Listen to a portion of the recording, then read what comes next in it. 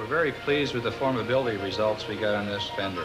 And this is using Inland's bake hardenable steels? This is our two-side EG bake hardenable off the continuous anneal line. You know, no, if we look at this data, most of this material safely meets the core loss guarantee. Let me just discuss with you the benefits that we see. The I-Spec product has many attributes. We've looked at heat-treated cranks in order to get the strength up. With the microalloy making approach, more uniform and easier to machine. I think microalloy is definitely a candidate for this. Bob, we've been able to identify that we have the capacity available through not only the RHOB, but the normalizer as well. 1000X, okay? 1000X is fine. We're the experts on carbon and steel making, so they're looking for us to bring this together. This part is very similar to some of the designs that are going to be manufactured 3 years from now. This whole quantity squared divided by the stiffness factor. Inland's been market-driven for years now. And today our intent is to find relationships, partnerships with our customers so we can satisfy their needs, in fact, exceed their needs. And we'll do it through technology and our people. By working well in advance of that customer's production, we can anticipate their future needs and satisfy those needs with steel, with Inland Steel.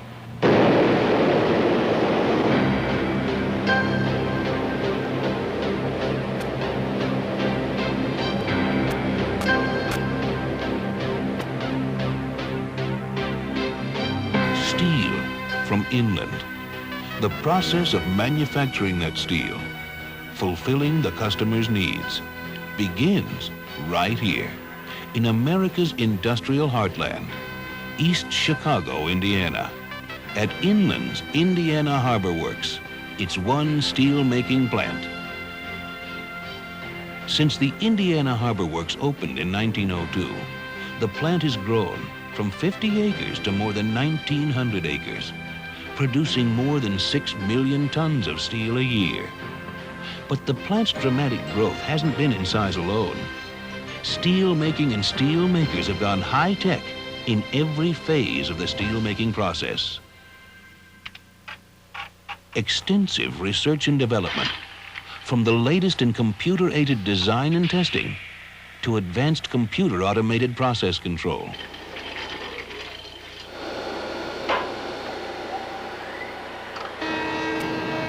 Making iron, the first step in producing steel, used to be a relatively simple process of mining ore, coal, and limestone, and then smelting the mixture at extremely high temperatures into molten iron. Today's specialty steel products demand a critical level of purity, only achievable through advanced materials technology. Technology to efficiently mine abundant low-grade ore, crush it, magnetically separate the iron-bearing particles, form the iron into pellets, and bake them hard. The end result? Iron ore that's actually purer than the old natural ores. Inland's technology goes one step further, baking limestone, a purifying agent called a flux, into the ore, producing fluxed pellets. The raw materials move to Inland's Indiana Harbor Works in special rail cars and giant ore vessels. These ships, which carry up to 60,000 tons of pellets in a single trip, are self-unloaders, capable of discharging their cargoes quickly and continuously. While the fluxed pellets arrive at Inland ready to use, coal, the indispensable fuel necessary for iron making, must be further refined and purified into coke before it will burn hot enough to make iron. Coking eliminates unwanted tar and gases by heat refining the coal in long vertical batteries of coking ovens. The coal is first charged into the individual ovens. After baking, the finished coke is pushed from the oven into a quench car and water-cooled.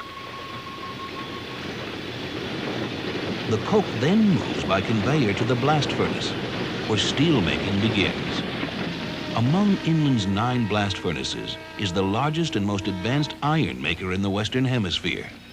Towering more than 300 feet high, this single blast furnace can produce more than 9,500 tons of pure molten iron a day, more than the combined output of 5 smaller furnaces. To make quality steel, you have to make quality iron, and we make sure that's what comes out of this furnace.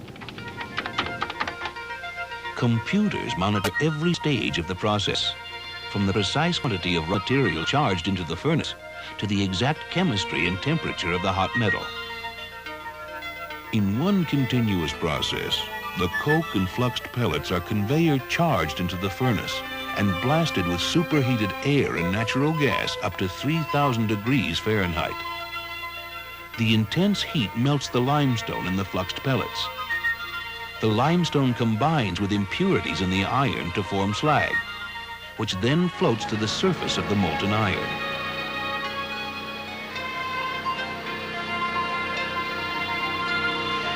Separated from the slag, the molten iron is tapped from the bottom of the furnace, running through troughs into specially lined pew ladle cars.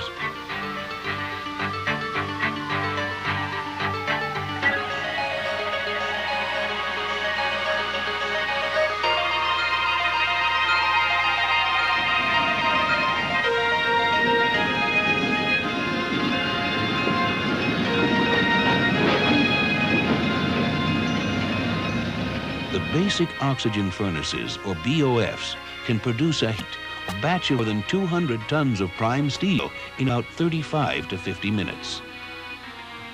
Here begins the intricate process of refining the iron into custom-tailored steel. Making steel has been a tradition in my family. My father and my grandfather both worked for Inland, but they never dreamt it would be like this. Basically, steel is iron, refined for added formability and strength. Approximately 90 tons of scrap, recycled steel, are charged into the furnace along with 200 tons of desulfurized iron.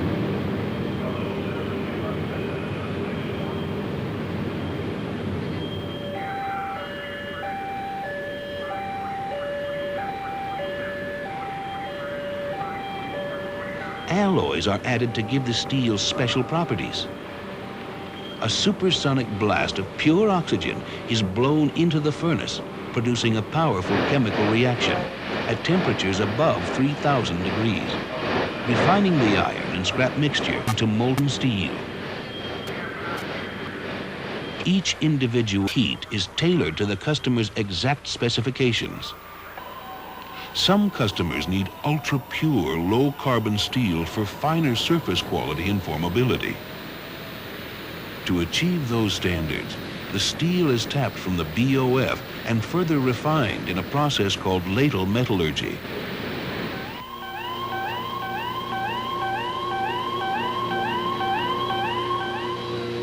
Each of Inland's steel-making shops has its own ladle met processing facilities. Powdered chemicals, alloys, and desulfurizing agents are added to the steel to achieve the customer's specific metallurgical and formability characteristics. To ensure maximum control over the steel's final chemistry, Inland uses vacuum degassing, a special ladle metallurgy process that siphons the molten steel into a degassing vessel where unwanted carbon and other impurities are removed. As the steel flows up one snorkel and back into the ladle through the second snorkel, alloys are added to the ultra-clean steel in an oxygen-free environment. Vacuum degassing produces clean, ultra-low carbon steels that customers can form into complex shapes previously unattainable. It also assures superior quality for electrical steels used in high-efficiency motors. Fine-tuned, the molten steel is ready for shaping in one of Inland's 4 continuous casters, which turn out slabs, blooms, and billets. Continuous casting enhances quality, conserves energy, and boosts productivity and yield. The computers monitor the hundreds of variables in the process and quickly make any adjustments necessary to meet the spec. The molten steel flows into the caster's water-cooled mold, where it begins to solidify and take shape. The strand of hot steel moves through a long automated series of horizontal and vertical rolls, which carefully shape it. Air and water sprays slowly cool the steel. The slabs, blooms, and billets are cut to length and transported for shaping and finishing at Inland's rolling mills.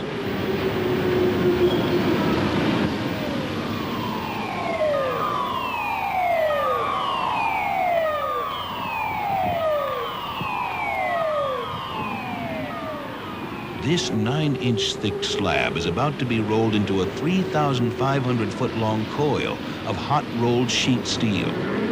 The process begins by reheating the slab to 2,300 degrees for approximately 3 hours. Today, customer surface quality standards will not tolerate even the smallest blemish. That's why we have these walking beam furnaces, so to give it the kid glove treatment, take the slab and put it on the line without as much as a scratch.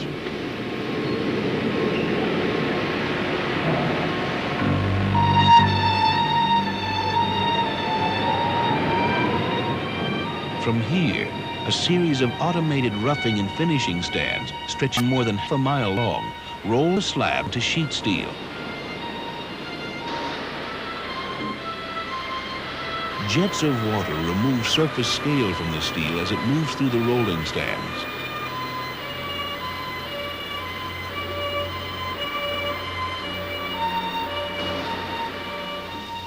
"11 wastewater recycling systems purify the water used in this and other processes at the plant. Sensing devices continuously transmit the slab's thickness, width, temperature, and squeezing force of the rolls to a computer, which instantaneously makes the adjustments necessary to ensure the coil's specs. In just 4 minutes, that 9-inch thick slab is rolled into a coil of sheet steel half a mile long and as thin as a dime. Hot-rolled sheet is the ideal material for products such as pipe and tubing, auto frames, rail cars, and construction and agricultural equipment. However, other products such as exposed automotive body parts, appliance cabinets, office furniture, and electric motors require a smoother surface finish, more precise thickness, and other mechanical properties. To achieve those qualities, the hot-rolled coil is cold-rolled at one of Inland's cold-rolling mills. The coil is first treated to a hot acid bath, called pickling, to remove any surface oxides.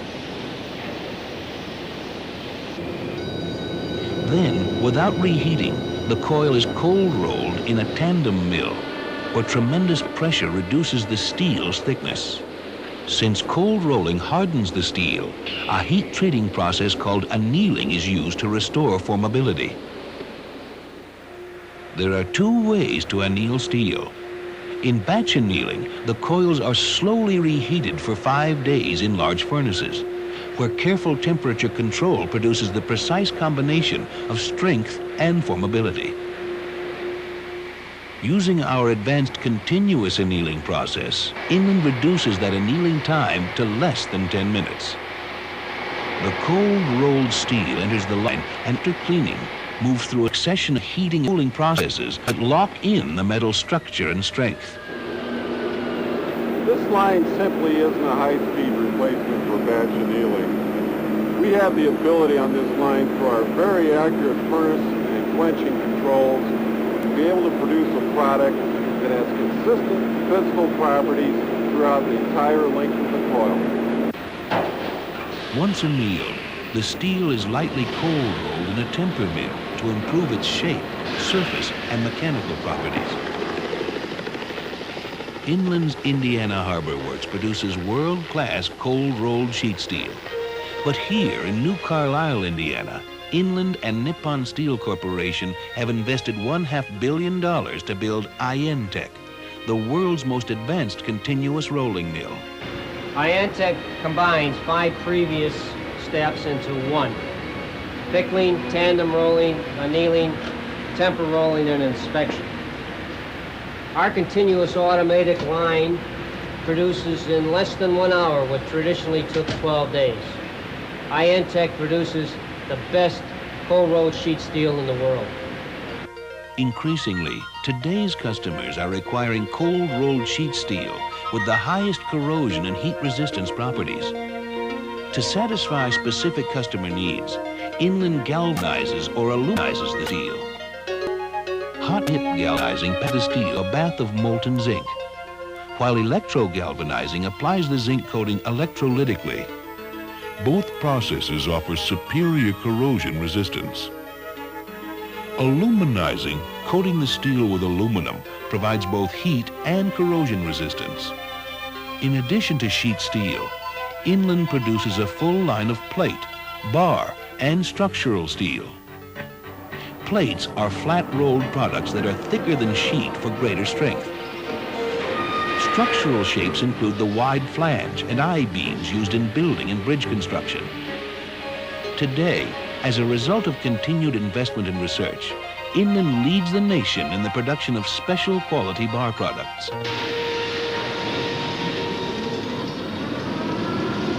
The bar production process often begins in Inland's electric furnace steelmaking shop. One of the big advantages of steel is that we can recycle it. In our two electric furnaces, we use a charge that's virtually 100% scrap.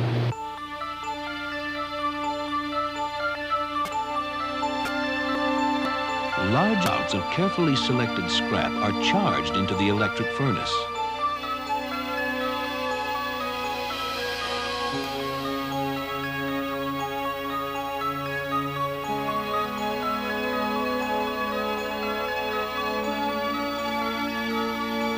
Giant electrodes are then lowered into the chamber, and in 2 hours, the intense heat produced by the arcing between the electrodes and scrap melts it into molten steel.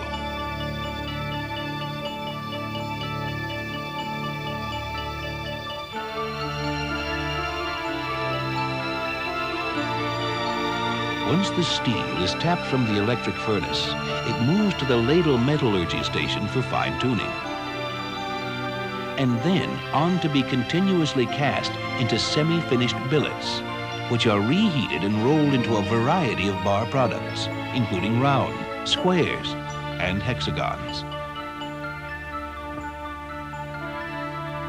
Some bar users, however, require steel with metallurgic properties that only a big oxygen furnace can impart. That steel is then rolled into billets, which are then reheated and rolled into finished bars. It's impressive watching iron ore and coal and limestone become steel. And it's easy to get carried away with the technology and the machinery at work here. But it takes more than technology to make steel. It takes people. People who are committed to knowing the needs of our customers and doing whatever they have to do to satisfy those needs. It takes a company committed to hiring and nurturing the right people and providing them with the best technology in the world for their work.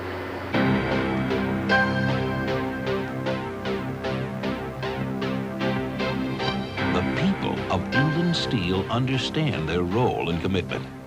Whether the final product is an automobile, an appliance, an electric motor, a piece of heavy equipment, construction materials, or whatever the product may be, it starts with them. High-quality steel. So, Inland.